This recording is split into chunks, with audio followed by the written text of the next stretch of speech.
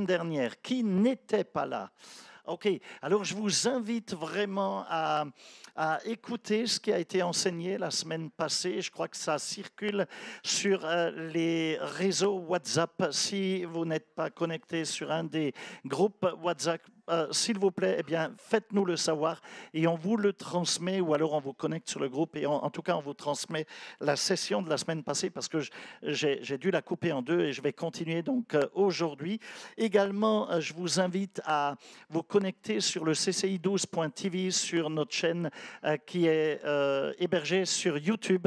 Et s'il vous plaît, regardez au moins les 2 derniers enseignements que j'avais enseignés alors que j'étais à Cayenne, parce que c'est une succession de messages qui forment en réalité un seul enseignement en sortie. Prions un instant. Seigneur, merci pour ta grâce et ta fidélité, ta miséricorde, et merci pour ta puissance qui est à l'œuvre. Merci parce qu'aujourd'hui, tu veux opérer miraculeusement dans nos vies, tu veux nous équiper, tu veux changer nos vies, nous transformer, nous toucher, que ton précieux sang couvre les uns les autres, que la puissance miraculeuse de Dieu soit libérée dans le nom de Jésus. Et Saint-Esprit de Dieu, merci parce que tu es là, tes anges sont déployés. Je veux lier les ténèbres qui cherchent à voler la parole, qui cherchent à l'empêcher de pénétrer pleinement, d'être ensemencée dans les cœurs pour qu'elle porte du fruit. Je veux lier ces ténèbres et je leur interdis tout champ d'activité au nom de Jésus-Christ. Amen et Amen. Est-ce que vous m'entendez correctement? Alléluia, gloire à Dieu. Alors, on a vu la semaine dernière très rapidement pourquoi qu'il était tellement difficile de changer ce que pourtant nous n'aimons pas en nous. N'est-ce pas une transformation dans le cadre de notre vie? Et on a vu qu'en premier lieu, c'est parce que eh bien, nous vivons avec nos défauts et avec des mauvaises habitudes et avec certains péchés depuis déjà tellement longtemps. On a vu également que la deuxième raison pour laquelle on a du mal à gérer nos défauts, à les évacuer, c'est parce qu'on s'identifie à nos défauts. Et je ne vais pas le redévelopper, tu vas simplement te connecter à écouter ce qui a été enseigné la semaine passée. On a vu également qu'il était difficile de changer dans nos vies parce que nos défauts nous apportent une certaine récompense. Même le péché, même si c'est éphémère, apporte à quelque part une forme de récompense. On a vu également une quatrième raison pour laquelle il était terriblement difficile de changer nos défauts, parce qu'ils sont bien ancrés dans notre vie. Et c'est parce qu'ils sont bien ancrés dans notre vie, eh bien, le diable arrive, Satan vient pour nous décourager, en disant de toute façon, c'est tellement profond dans ta vie, tu fais ça depuis tellement longtemps, tu n'y arriveras jamais, laisse tomber. Donc le diable intervient dans ce cadre-là, n'est-ce pas? On a vu également que pour changer, il fallait mettre en place certains principes des Écritures. Tout d'abord, il faut apprendre ce qu'est la vérité. Je ne reviens pas dessus, vous allez l'écouter si vous ne l'avez pas entendu. Pour changer également, on a vu qu'il nous faut faire des choix. Et également, n'est-ce pas, on a vu ensemble bien des choses d'ailleurs à ce sujet, et j'étais rentré en profondeur dans l'explication du comment, du pourquoi, etc. On a également vu un troisième point, le verset 23 de l'Épître aux Éphésiens qu'on avait vu. Enfin, vous le réécouterez s'il vous plaît. On a vu ensemble que ça exige de notre part une nouvelle manière de penser, de changer notre mentalité, notre manière de voir les choses. Voilà, je crois qu'on a fait un peu comment dirais-je, on a fait le bilan de ce qui a été vu, juste pour planter le décor pour ceux peut-être qui n'étaient pas là, et ceux qui étaient là, juste pour te remémorer très rapidement les choses. En tout cas, ce que je voudrais dire, c'est que Euh, vous vous rappelez, j'ai terminé en disant que Dieu nous pousse à faire demi-tour. J'avais donné l'exemple d'un GPS qui dit « fais demi-tour » et j'avais défini ce que veut dire changer de cap. J'avais parlé d'un mot ultra positif qui est métanoïa, qui veut dire la repentance. Se repentir, c'est un mot positif. Alors, je ne vais pas revenir là-dessus non plus. Et je voudrais tout de suite continuer et dire aujourd'hui que la sagesse, mes amis, dis avec moi la sagesse. La sagesse se manifeste dans ma vie et la tienne en fonction de notre rapidité avec laquelle précisément nous faisons demi-tour, avec la rapidité à laquelle nous permettons à Dieu de nous toucher et que nous changeons notre manière de voir, notre point de vue sur les choses et qu'on se repent. Lorsque Dieu nous demande de nous repentir, il dit « Je veux que tu fasses demi-tour aussi vite que possible. Tu es sur un mauvais chemin, tu es sur une mauvaise route, tu vas dans une mauvaise direction, cela ne va pas t'amener là où tu veux aller. Change ta manière de penser, change ta manière de réagir. Tu dois remplir ton esprit avec la vérité et non plus avec les mensonges du diable et ton déni et les mensonges des uns des autres qui proviennent de notre nature charnelle. » Alors, je pose la question, pourquoi est-il si important de passer du temps dans la parole de Dieu jour après jour? Pourquoi est-il si important de passer du temps dans la Bible? Pourquoi est-il si important le matin au lever, par exemple, d'ouvrir la parole, de se plonger dans les Écritures et de passer un temps avec la parole de Dieu, avec le Seigneur? Pourquoi donc? Tout simplement, je vais te le dire, tout simplement pour apprendre à penser différemment, pour apprendre à changer ta manière de penser. Il faut, tu dois même apprendre, j'ai envie de dire, à penser différemment au sujet, écoute ce que je vais dire, au sujet de tes défauts.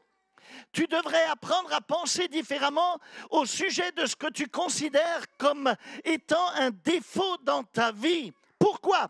Parce que les défauts, mes amis, je vais vous le dire, ce que nous considérons comme un défaut, ce sont souvent des forces que nous avons reçues, mais que nous utilisons mal. Ce sont souvent des forces mal utilisées. Les défauts, ce que nous considérons comme un défaut, mes amis, c'est souvent quelque chose que nous avons reçu de la part de Dieu, mais que nous utilisons de travers. Je ne sais pas, tu n'y as peut-être jamais pensé à cela, mais à quelque part, c'est ça, se repentir. Changer même ta manière de penser à tes défauts, c'est ça, se repentir. Mes défauts, mes amis, ce sont souvent des forces que Dieu m'a données et que j'utilise mal, que j'utilise de la mauvaise manière. Je vais te donner des exemples pour que tu le comprennes. Dieu t'a peut-être donné le don du discernement. Écoute ce que je dis.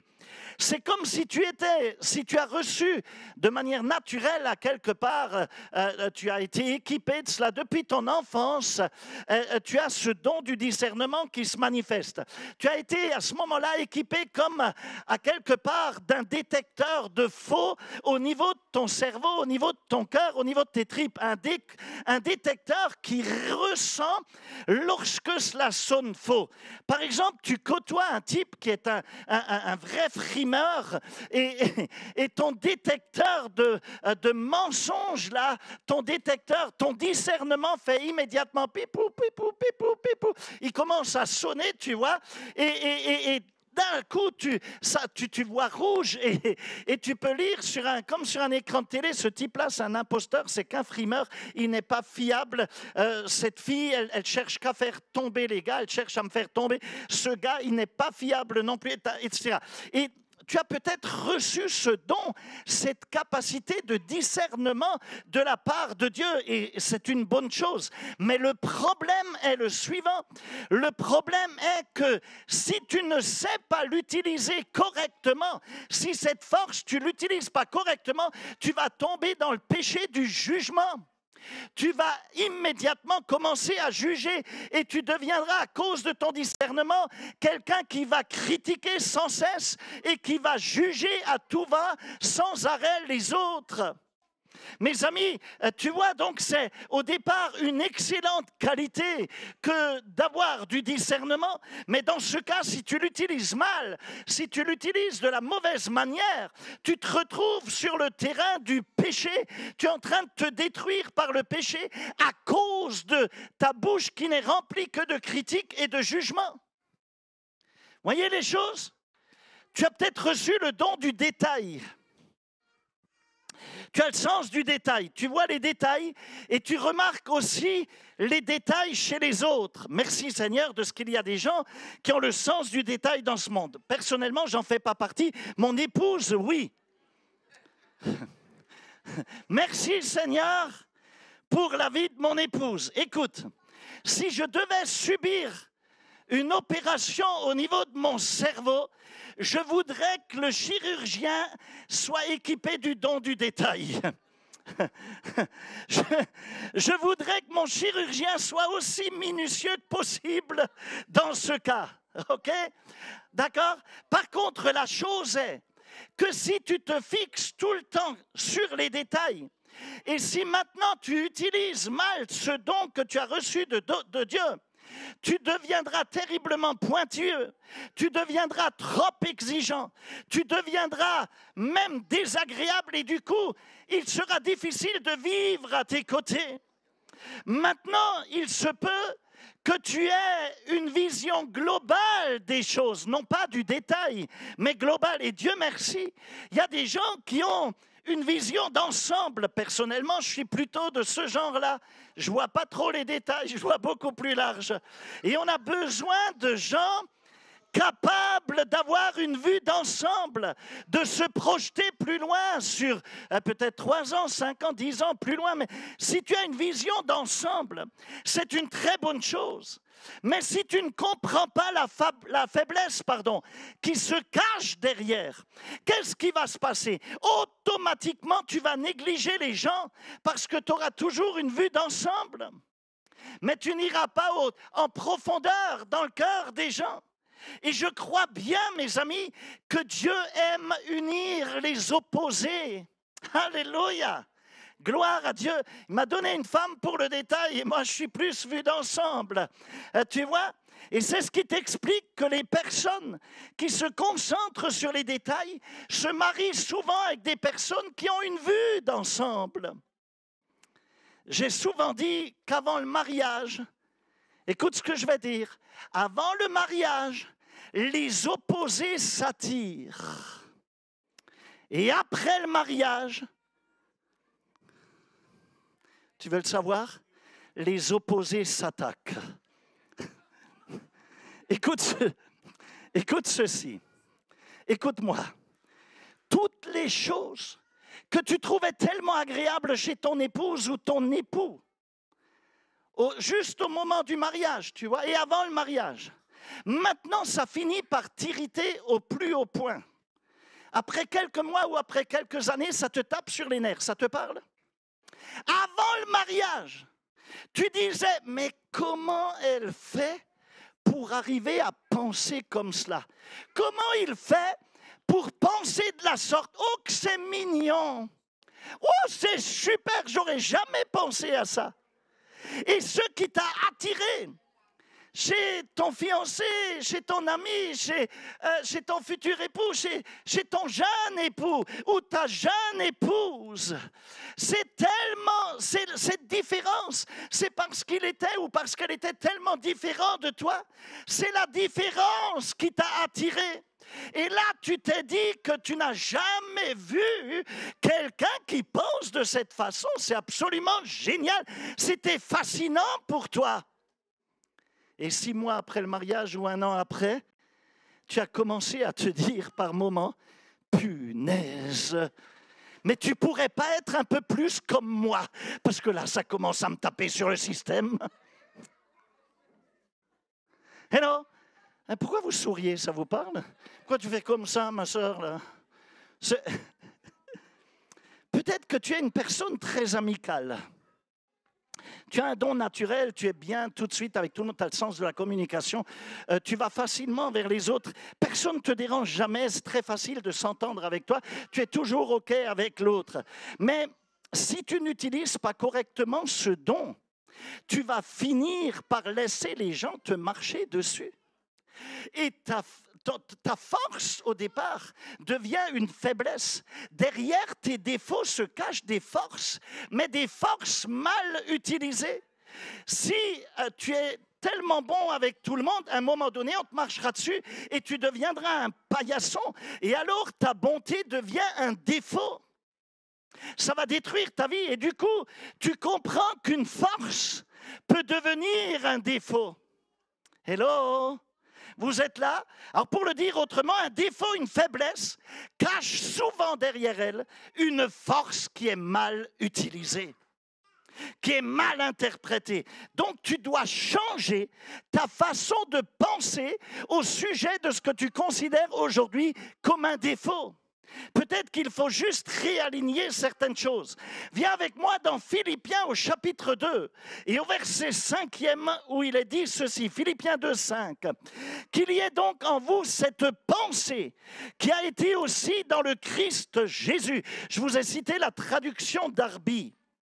Ok, la chose est que Dieu veut que tu apprennes, mon frère, ma sœur, à penser comme Jésus.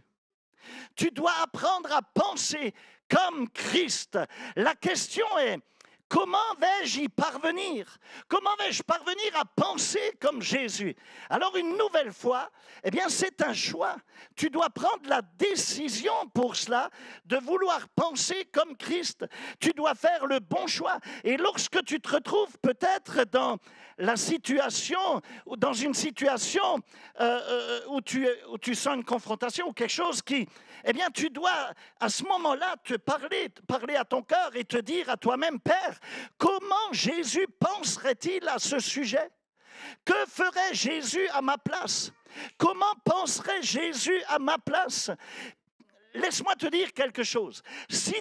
Plus tu vas remplir, ton esprit, tes tripes, plus tu vas te laisser remplir de la parole de Dieu, et plus il deviendra facile pour toi de penser comme Christ.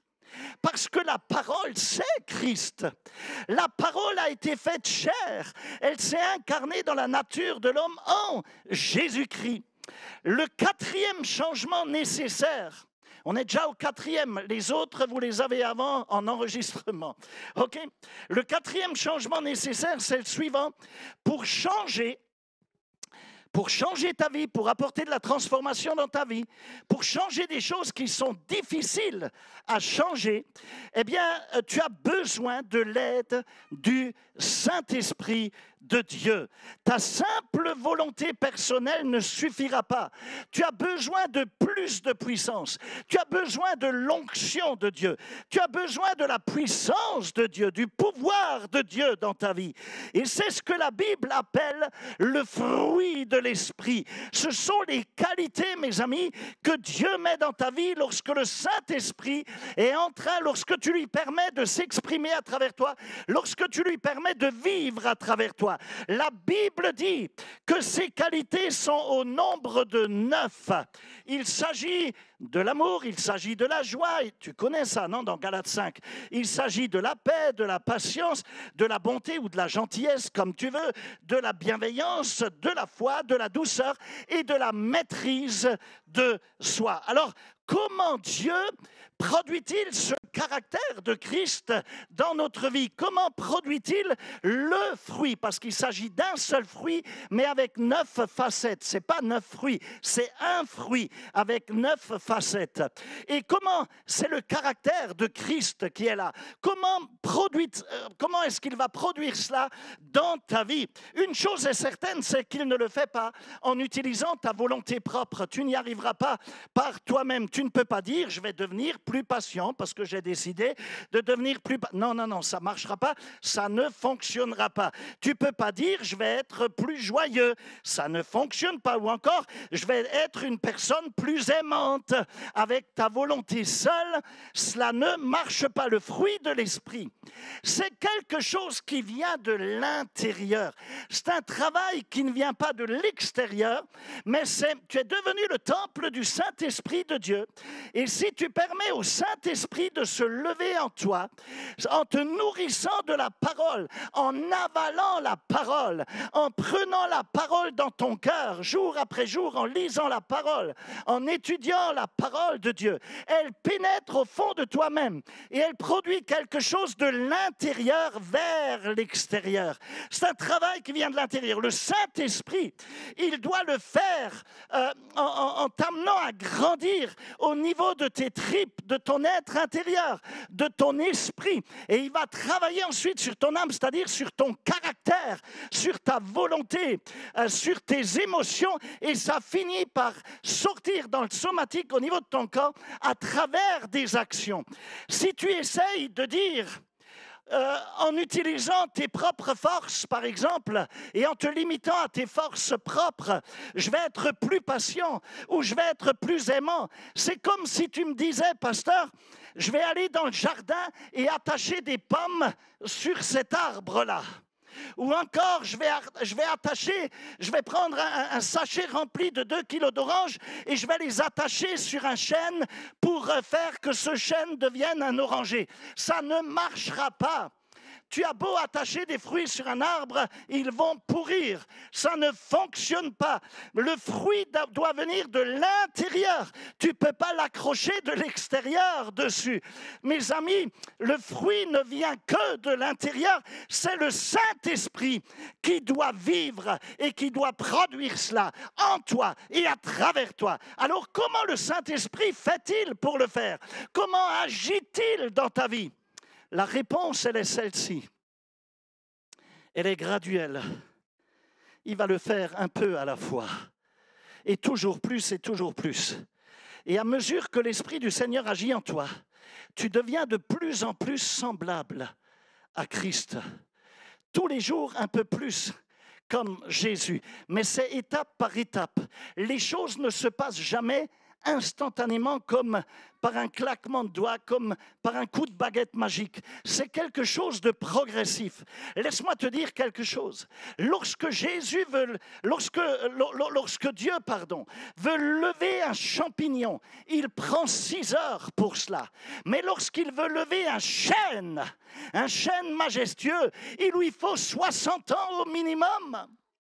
Mes amis, la question est de savoir, est-ce que tu veux que ta vie soit qu'un champignon ou alors est-ce que tu veux que ta vie devienne un chêne, un arbre fort comme un cèdre du Liban, comme un chêne? Mes amis, la maturité instantanée, ça n'existe pas, il faut du temps. C'est un processus pas après pas, c'est graduel, c'est progressif. Dis à ton voisin, tu as de l'avenir. Alléluia.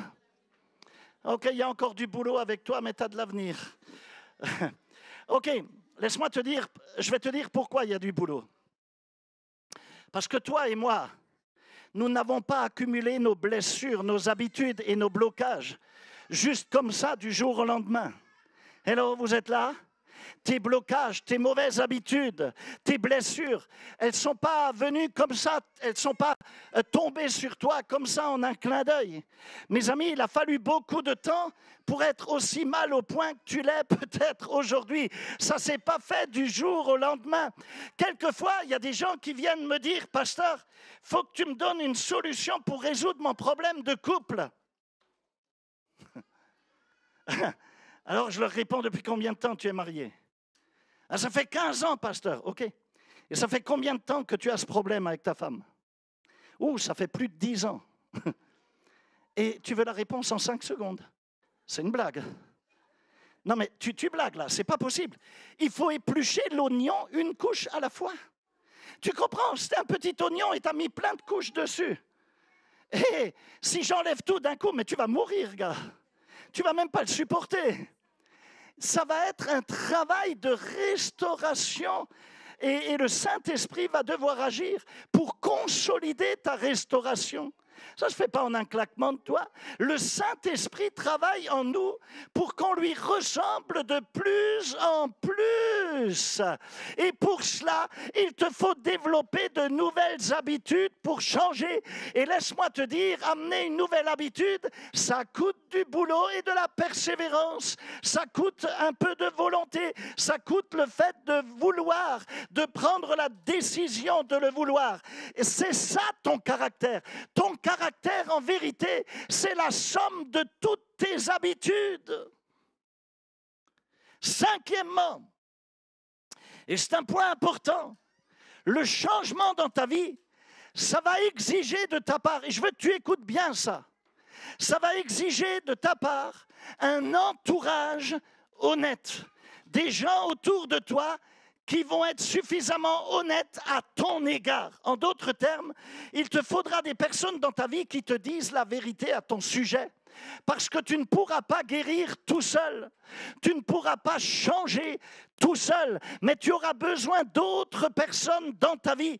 Le changement exige qu'il y ait quelqu'un d'honnête ou des gens honnêtes qui t'entourent. Il y a des choses dans ta vie que tout seul, tu n'arriveras jamais à le changer. En général, je vais te dire quelque chose. Ça fait maintenant combien? Ça fait 35 ans qu'on fait du ministère.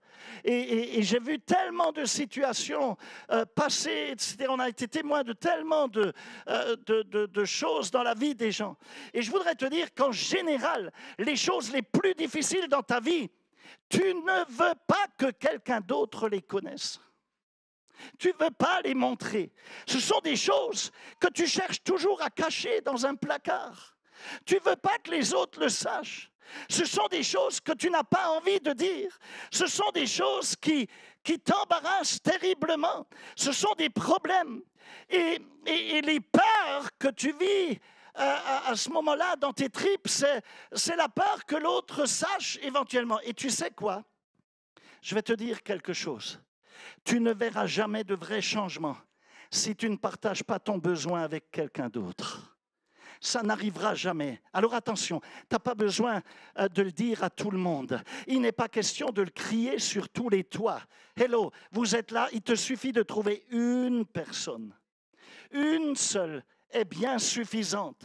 Et c'est pour cela, mes amis, que dès le démarrage de cette fameuse Pentecôte d'il y a près de 2000 ans en arrière, quand l'Église a pris naissance et le diable a volé cette partie, là c'est une révélation que j'ai directement reçue du Saint-Esprit. Je t'assure, quand j'ai relu les textes, j'ai eu la chair de poule parce que toute la vision est remontée dans mon cœur.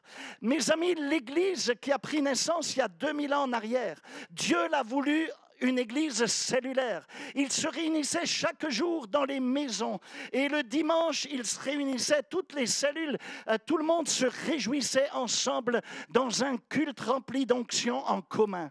Mais c'est une église cellulaire. Et donc, tu trouveras dans les cellules, c'est pour cela qu'on a les cellules de maison qui permettent une relation bien plus confidentielle que le dimanche où on se voit. Comment vas-tu, mon frère? Oh, ça va bien avec Jésus, tout va bien. Ouais, mon œil, ouais, c'est ça. Mais tout le monde sourit, et puis après on repart chez soi.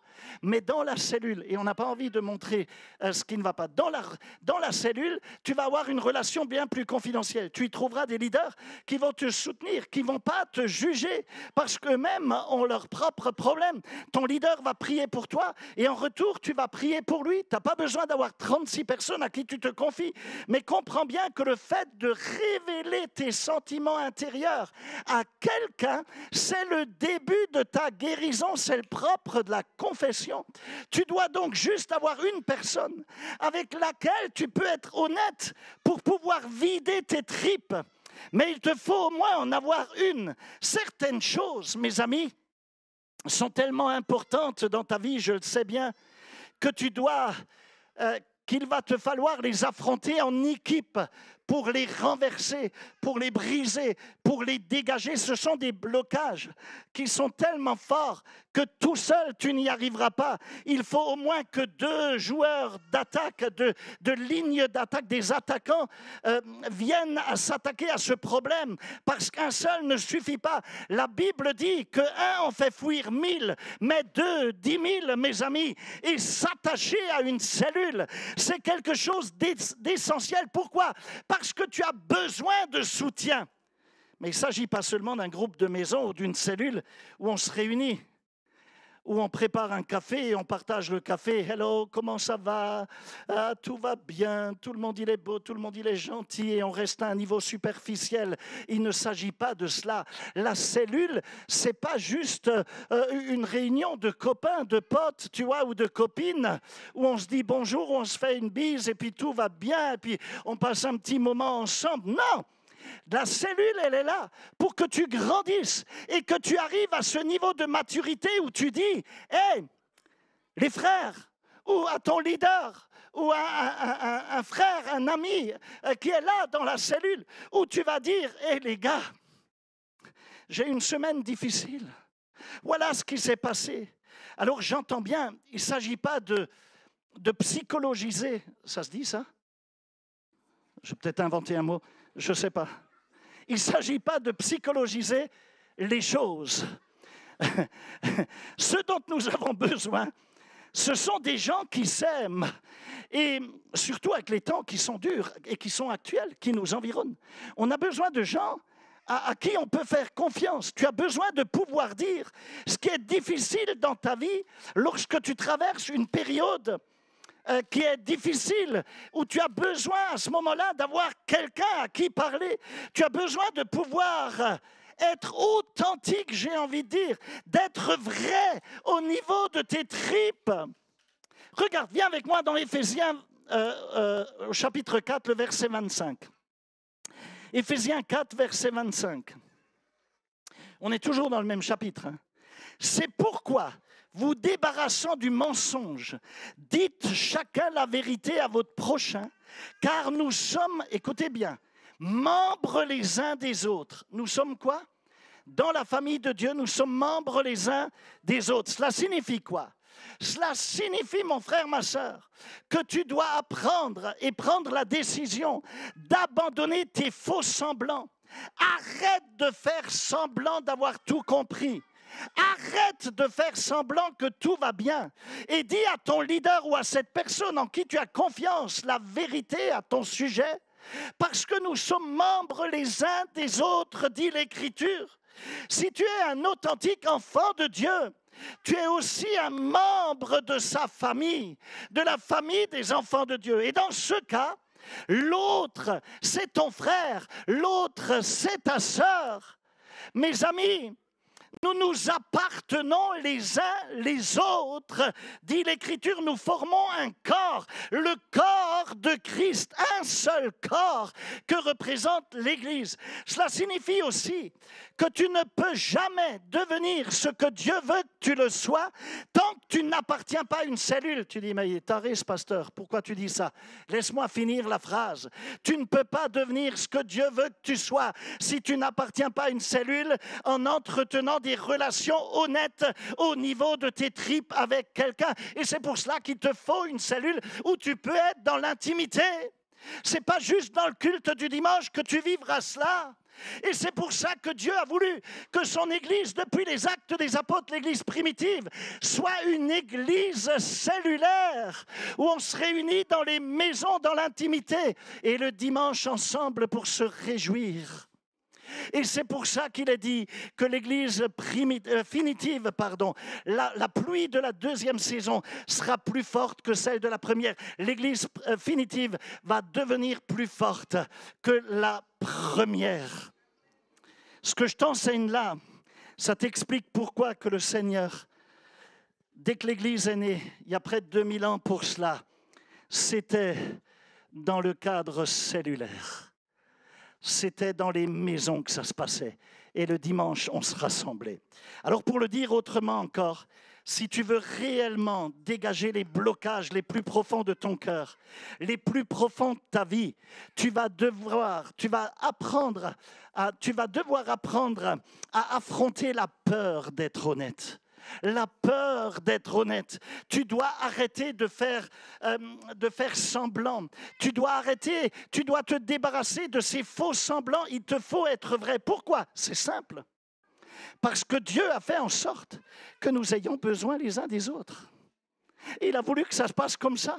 Et là, ça me montre que tu ne peux pas guérir tout seul. On ne grandit pas tout seul non plus.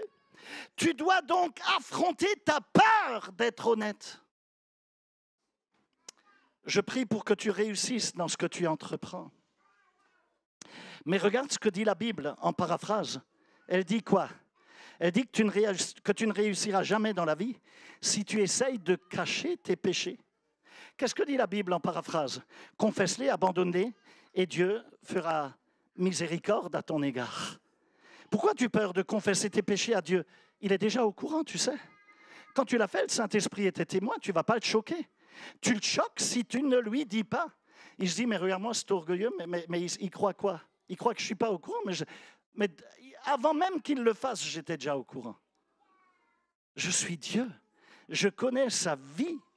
Il n'attend qu'une chose, c'est de pouvoir faire preuve de miséricorde à ton égard. Donc confesse, parle, vide tes tripes à quelqu'un et tu réussiras. Quelqu'un dit, pourquoi je ne réussis pas? Peut-être parce que tu as caché un péché. Je ne sais pas. Pourquoi je ne réussis pas? Peut-être que tu caches un défaut, un complexe peut-être. Tu dis, ouais, mais pasteur, je fais de mon mieux, mais je ne réussis quand même pas. La Bible dit que tant que tu essaieras de cacher un complexe ou un défaut ou une faiblesse, etc., tu ne réussiras pas. Tu dois dégager cela, tu dois le laisser sortir. Tu sais quoi? Je vais te dire quelque chose, et on le constate dans nos vies. On gaspille tellement d'énergie à nous cacher, et si simplement on prenait toute cette énergie qu'on dépense à chercher, à essayer, à dissimuler des secrets cachés. Et si on prenait cette énergie pour l'investir dans l'honnêteté, on serait instantanément libéré de tous les problèmes. Et ces problèmes appartiendraient au passé, ce serait terminé. Tu sais quoi, notre plus grand obstacle au changement dans notre vie, le plus grand obstacle, c'est notre désir de toujours vouloir bien paraître, de toujours vouloir montrer l'appartement témoin. Mes amis, c'est fou, mais dans un petit groupe, dans une cellule, là avec quelques amis, avec un leader, dans une cellule de maison, je n'ai pas besoin de bien paraître. Je n'ai pas besoin de faire bonne figure. Je peux simplement être moi-même avec quelques amis qui sont là et qui eux aussi vident leur tripes et qui eux aussi ont leur lot de problèmes. Parce qu'on est tous brisés. Il n'y en a aucun qui est juste sur cette terre. La Bible dit que tous sont pécheurs et privés de la gloire de Dieu. Même le pape est là-dedans. Tous. Il n'y a pas d'exception. Regarde le livre des Actes des Apôtres. L'Église doit être cellulaire et cela passe par les cellules de maison, par les groupes de maison. Et ça devrait t'encourager à ouvrir ta maison. Waouh, il y a une puissance là. Laisse-moi te dire que si tu ne fréquentes pas une cellule de maison, il y a des domaines dans ta vie sur lesquels tu n'auras jamais de victoire. Tu as besoin d'un ami proche, mais quelqu'un de spirituel. Quelqu'un qui connaît l'onction. Quelqu'un qui sait ce que c'est que l'Arche de l'Alliance dans sa maison. Quelqu'un qui accueille l'Arche de l'Alliance et qui prêche la parole dans sa maison. Ça amène une présence, une atmosphère surnaturelle de la part de Dieu. Viens avec moi dans Galates 6 au verset 2. Il est dit, portez les fardeaux les uns des autres et accomplissez ainsi la loi de Christ. Qu'a-t-il écrit? Portez les fardeaux les uns des autres. Tu crois que c'est en fréquentant une église un dimanche, une autre un autre, et puis en étant juste un touriste au milieu des églises, un SEF, un sans église fixe, que tu y arriveras? En étant un SEF? Tu crois que si tu viens juste t'abreuver à coups de petits biberons le dimanche, que tu y arrives? Non, non, non, non, non. Porter les fardeaux les uns des autres, ça passe par la cellule, ça passe par un temps d'intimité, ça passe par un temps profond, ça passe par un temps d'amitié. Quelle est la loi de Christ? Quelle est la loi de Christ? Qu'est-ce qu'il a dit? Portez les fardeaux les uns des autres et accomplissez ainsi la loi de Christ. C'est quoi cette loi? Aimer son prochain comme quoi? Comme soi-même. La cellule, c'est donc un groupe de personnes, des fils, des filles de Dieu, au sein de laquelle, au sein de cette cellule, où cette loi, où cette règle de l'amour doit être une réalité vécue. L'amour doit être une réalité vécue dans la cellule.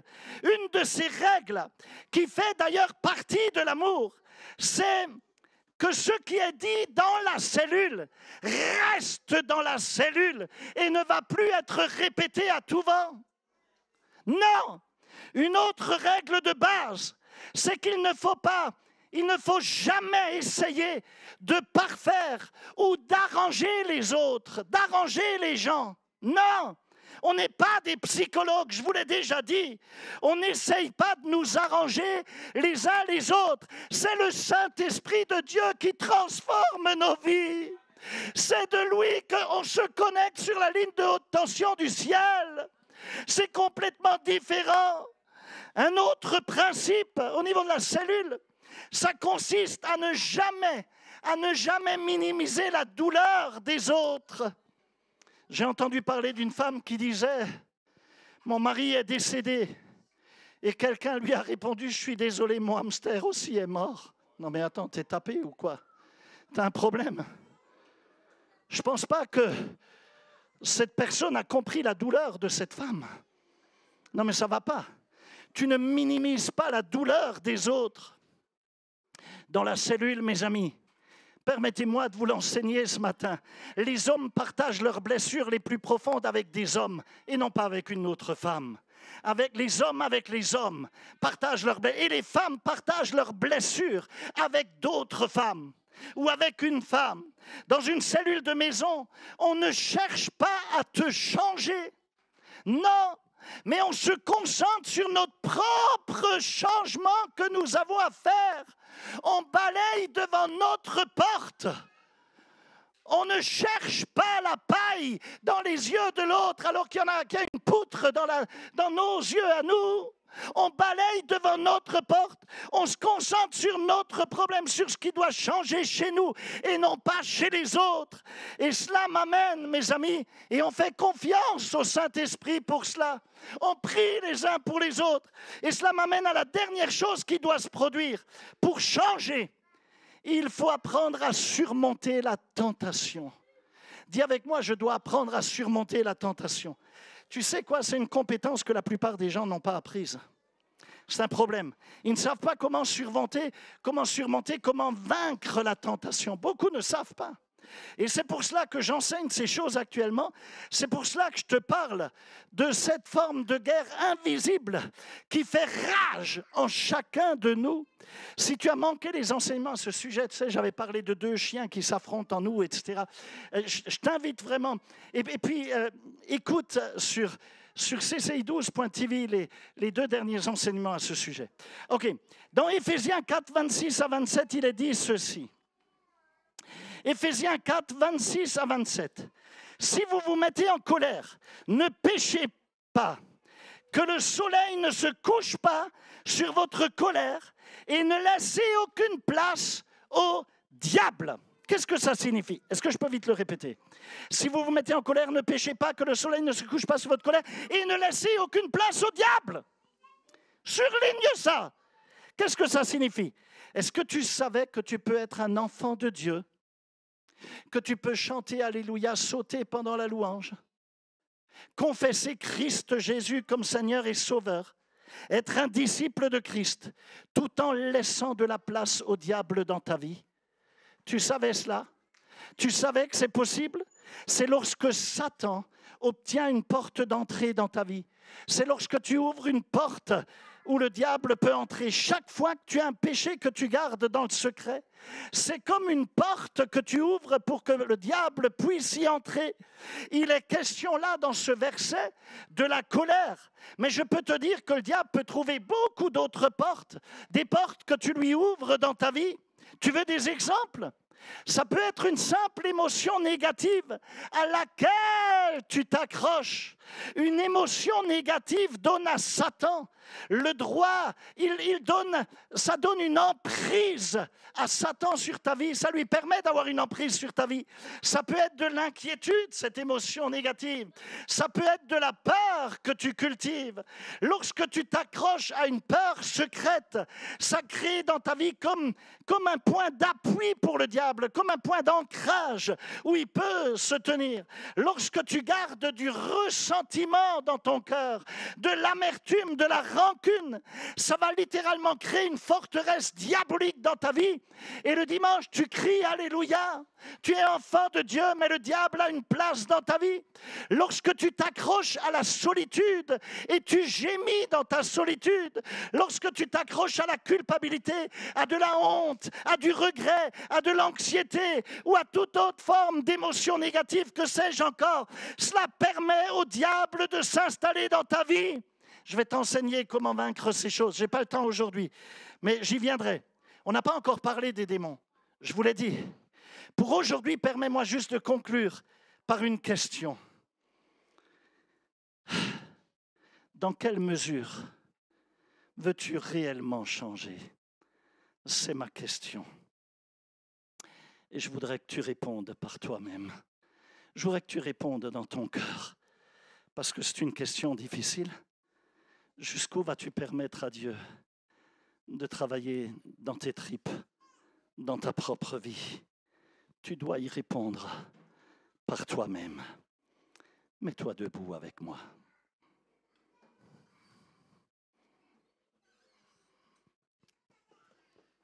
Ferme les yeux et mets-toi debout.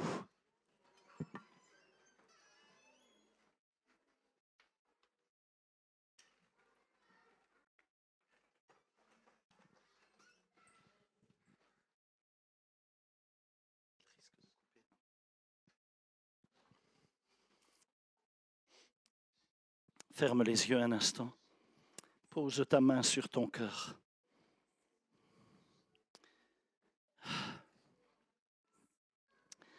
Permets-moi de prier tout d'abord pour toi. Père, nous le savons bien, aucun d'entre nous n'est parfait. Nous savons qu'on a tous des faiblesses dans notre vie. Seigneur, certains de ces domaines sont tellement douloureux qu'on n'a même pas envie d'y penser. On n'a pas envie de les aborder. Nous en sommes gênés. On n'a qu'une envie, c'est de les cacher. Et on est coincé dans la peur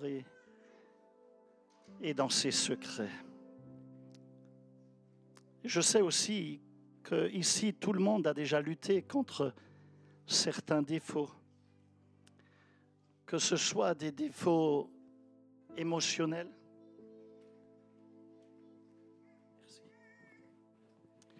que ce soit des défauts,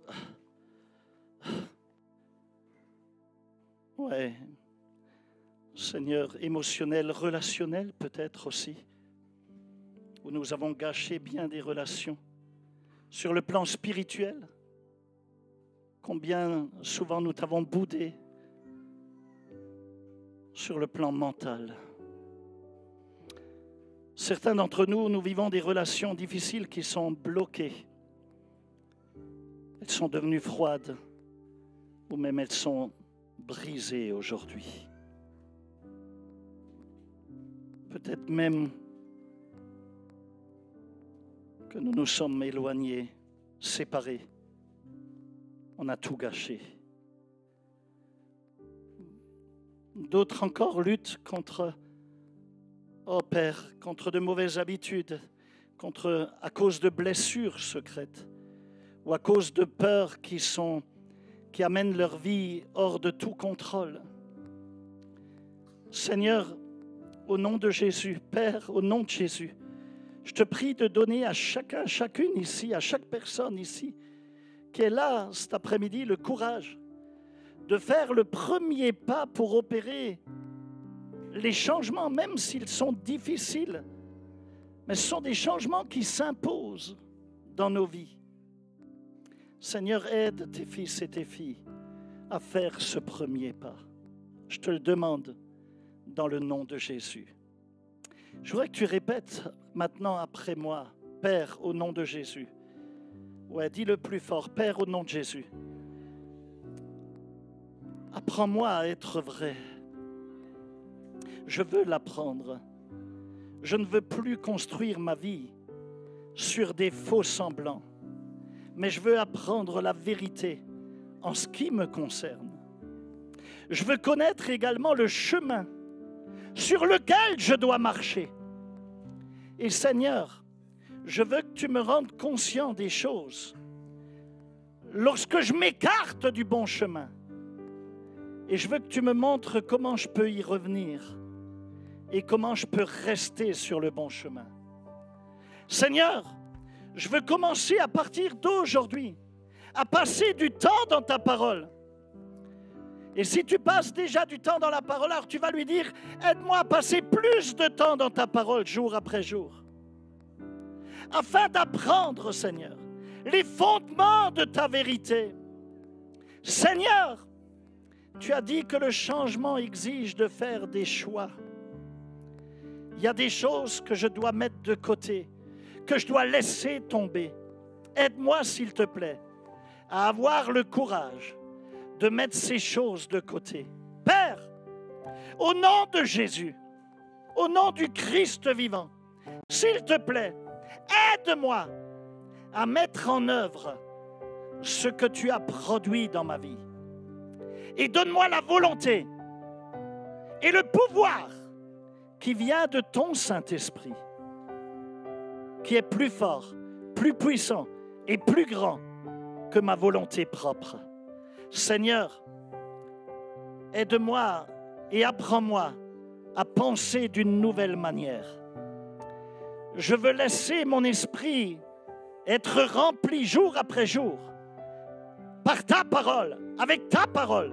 Ceci pour qu'il se produise un renouvellement spirituel qui se produit au niveau de mes pensées et de mes attitudes. Seigneur, je prends la décision aujourd'hui. Je fais le choix d'avoir la même pensée et les mêmes attitudes que Jésus-Christ. Je sais que tout seul, je n'y arriverai pas.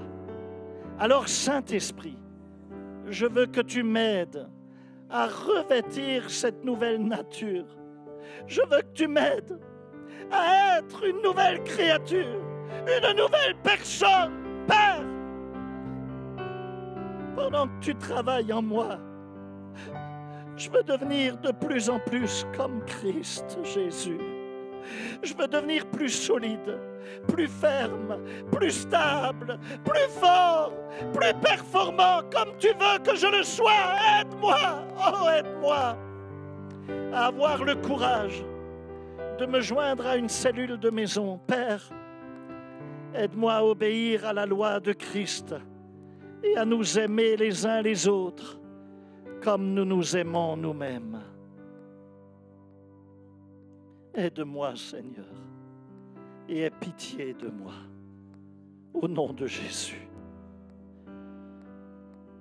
Et si tu es là et si tu n'as jamais donné ton cœur à Jésus, si tu n'as jamais fait l'expérience personnelle de lui remettre ta vie entre ses mains, alors dis simplement, Père, au nom de Jésus, je n'ai pas tout compris, je ne comprends pas tout, mais je veux te dire oui de tout mon cœur.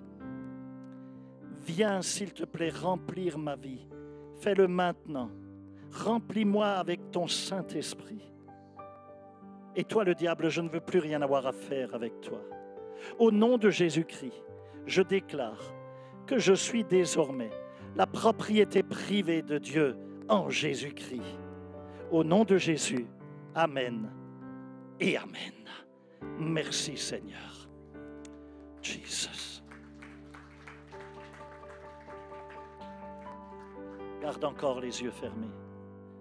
Jésus.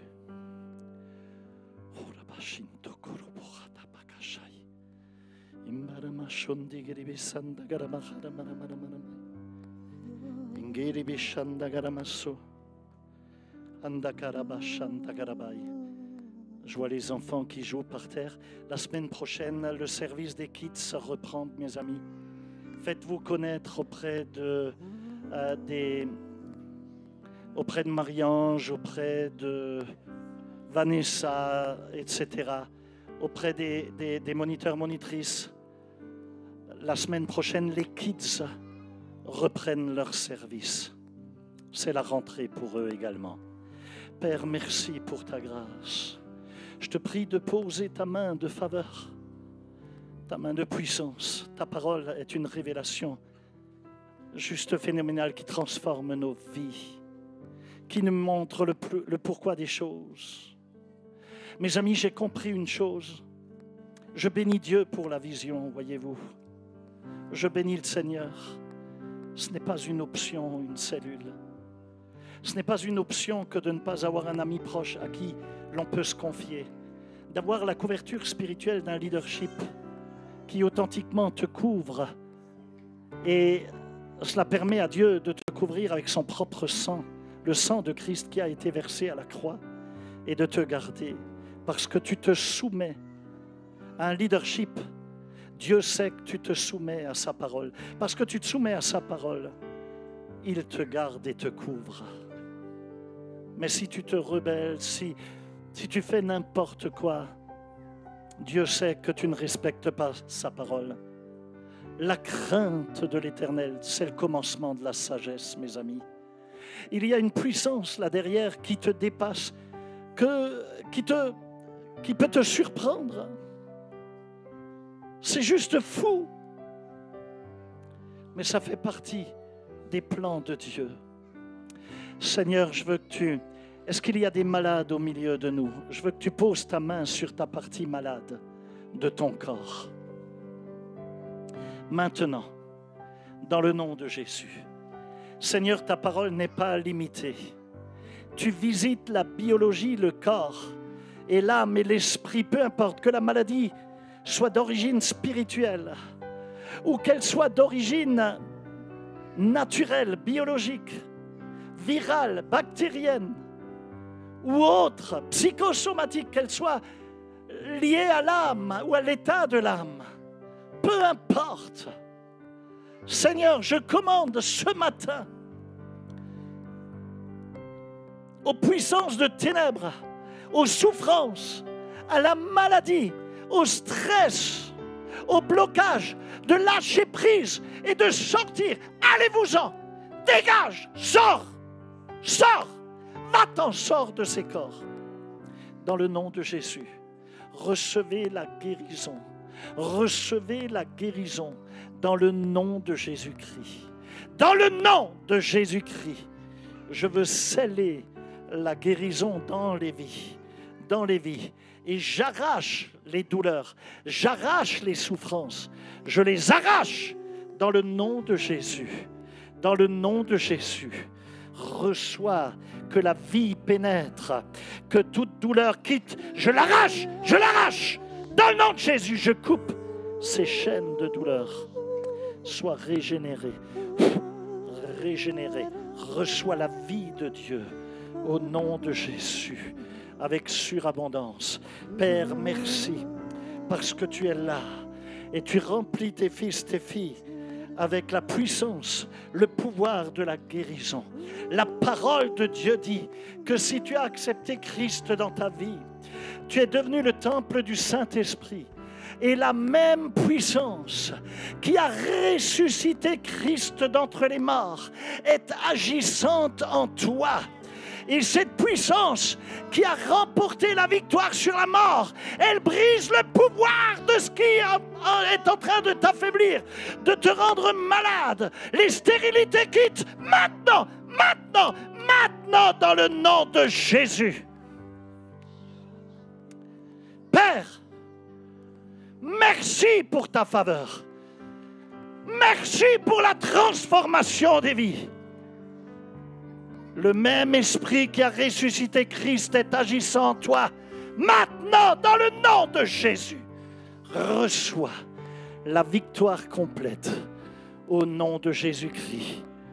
Seigneur, la même puissance qui a ressuscité Christ dans le tombeau d'entre les morts.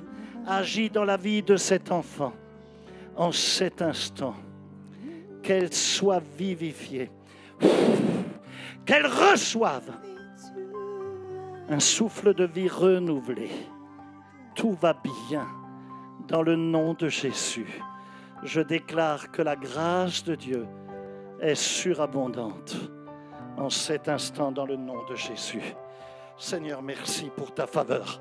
Merci pour ta miséricorde. Merci pour ta puissance. Merci pour ton amour. Merci pour ta bénédiction. Personne qui est là, qui souvent se bagarre avec un problème au niveau de la vessie.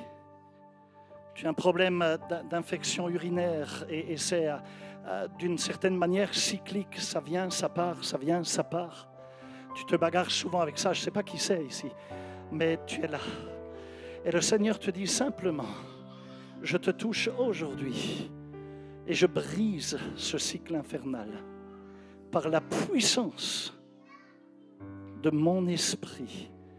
La même puissance qui a ressuscité Christ est agissante maintenant en toi et te libère de ce problème chronique au niveau de ta vessie. Dans le nom de Jésus. Dans le nom de Jésus. Je vois également le Seigneur toucher des couples qui ont besoin d'être vivifiés, qui ont besoin d'être restaurés sur certains aspects. Et le Seigneur libère sa grâce. Fais-lui simplement confiance. Mais use de douceur, s'il te plaît. Use de douceur.